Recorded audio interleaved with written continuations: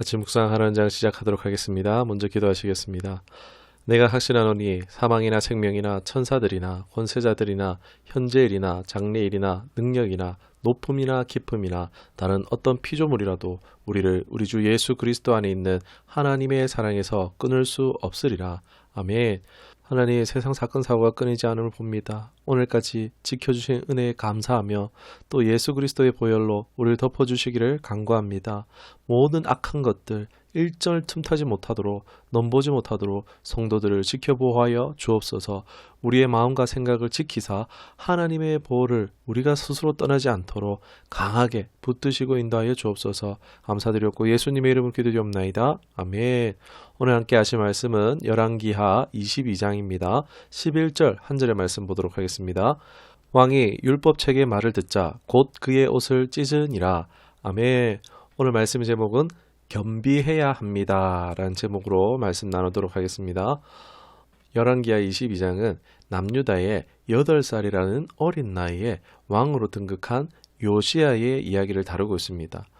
그는 다행스럽게도 할아버지인 므낫세나 아버지 아몬을 따르지 않고 다윗의 길로 행하는 선한 왕의 행보를 보여줍니다. 생각해보면 악한 왕들 뒤에 선한 왕이 나온 것이 신기한 일처럼 보입니다. 어제 21장 같은 경우에도 히스기야라는 선한 왕에서 이 므낫세 같은 악한 왕이 나왔던 것도 굉장히 의외였지만 악한 왕 다음에 선한 왕이 나오는 것도 의외라고 할 수 있겠습니다.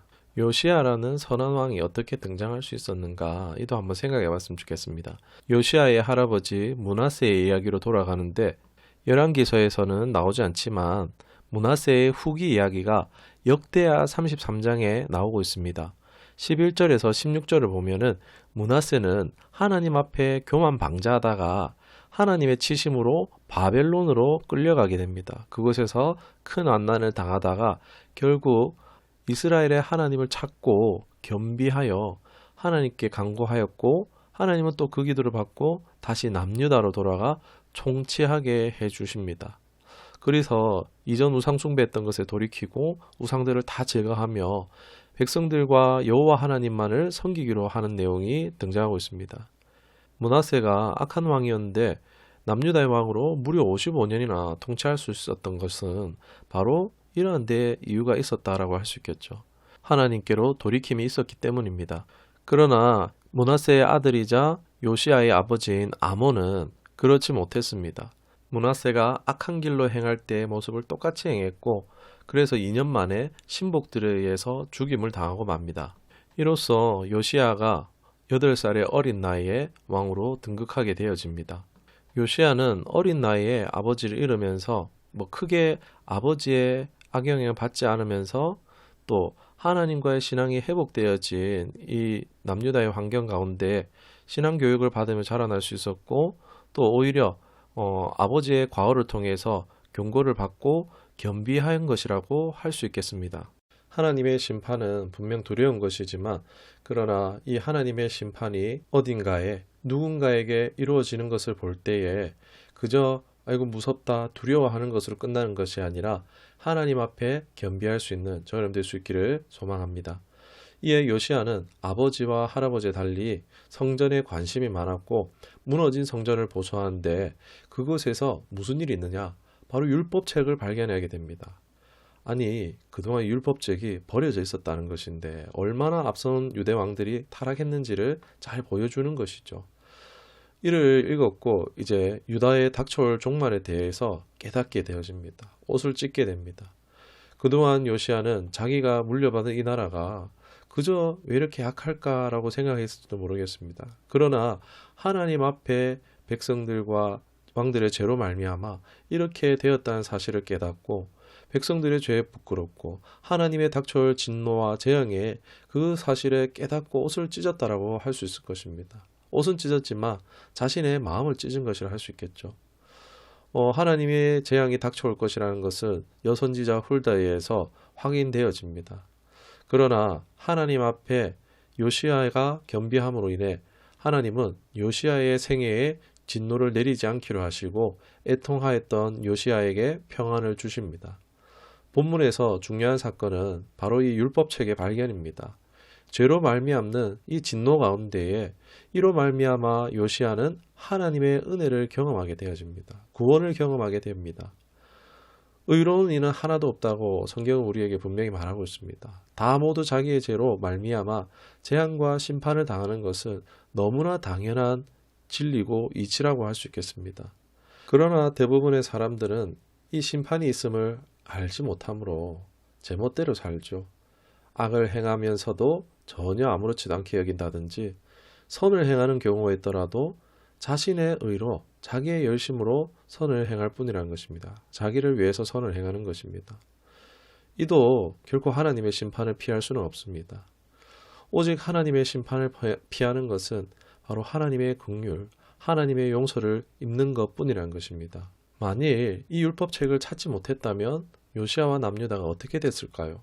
분명 선을 행하긴 했지만 자기의 열심으로 한 것이 될 수 있습니다. 성전과 율법책을 곁에 두고서 모르다가 멸망당할 뻔도 했다라는 것입니다.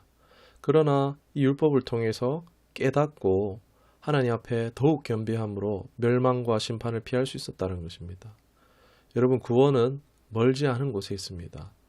사도행전 17장 27절에 이는 사람으로 혹 하나님을 더듬어 찾아 발견하게 하려 하심이로되 그는 우리 각 사람에게서 멀리 계시지 아니하는도다. 아멘. 사람들은 구원을 갈망합니다. 그러나 하나님께서는 찾으면 찾을 만한 곳에 구원을 두셨다는 것입니다. 즉 구원을 받지 못하는 이유가 무엇이겠습니까? 찾지 아니함입니다. 찾지 않는다는 것은 무엇입니까? 끊임없이 자기의 방법을 추구한다는 것을 말합니다. 자기 자신이 해결할 수 있는 것이라고 믿는 것입니다. 이는 교만한 것이고 겸비하지 않은 것이라 할 수 있습니다.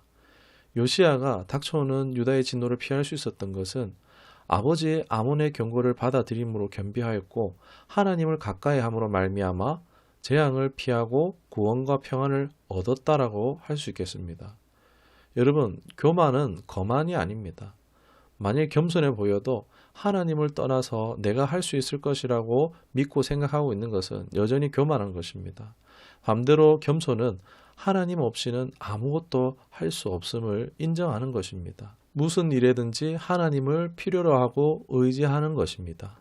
왜 사람들이 하나님을 의지하지 않습니까? 자신을 믿기 때문입니다. 자신의 실력, 기술, 똑똑함, 명석함, 정보, 부우, 건강 다 자기 것으로 생각하기 때문입니다. 그러나 그 모든 것이 어디서 왔습니까? 그 뿌리를 찾으면 금방 알 수 있습니다. 하나님께로부터 온 것입니다. 우리는 겸비해야 합니다. 하나님의 주권을 인정해야 합니다. 본문에서 요시야가 율법책을 찾고 구원을 얻은 것은 운이 아니라 하나님의 은혜이자 섭리라는 것입니다. 여러분, 교만은 모든 죄를 부르는 문입니다. 결국 넘어지게 하는 것입니다. 우리는 늘 하나님 앞에 겸비함으로 사십시다. 그리하여 하나님의 베푸시는 은혜를, 구원을 경험할 수 있기를 주님의 이름으로 축원합니다. 기도하겠습니다. 하나님, 겸비한 하나님의 사람 되기를 원합니다. 죄된 나 된 죄, 지옥 가는 것이 본전인 비참한 존재임을 깨닫고 늘 겸손하여 하나님 없이는 살 수 없다는 예수님의 보혈을 의지하지 않고는 살아갈 수 없는 그러한 사실을 믿고 늘 하나님만 따르는 삶이 되기를 원합니다. 하나님의 심판과 같은 큰 재앙과 재난의 때에 크고 두려운 날이 오기 전에 우리의 영육혼이 건짐과 구원받게 하여 주옵소서. 하나님의 긍휼로 구원함을 받아 남들이 다 힘들고 망해가도 날마다 흥하고 잘되는 은혜가 있게 하여 주옵소서. 예수님의 이름으로 기도드리옵나이다. 아멘.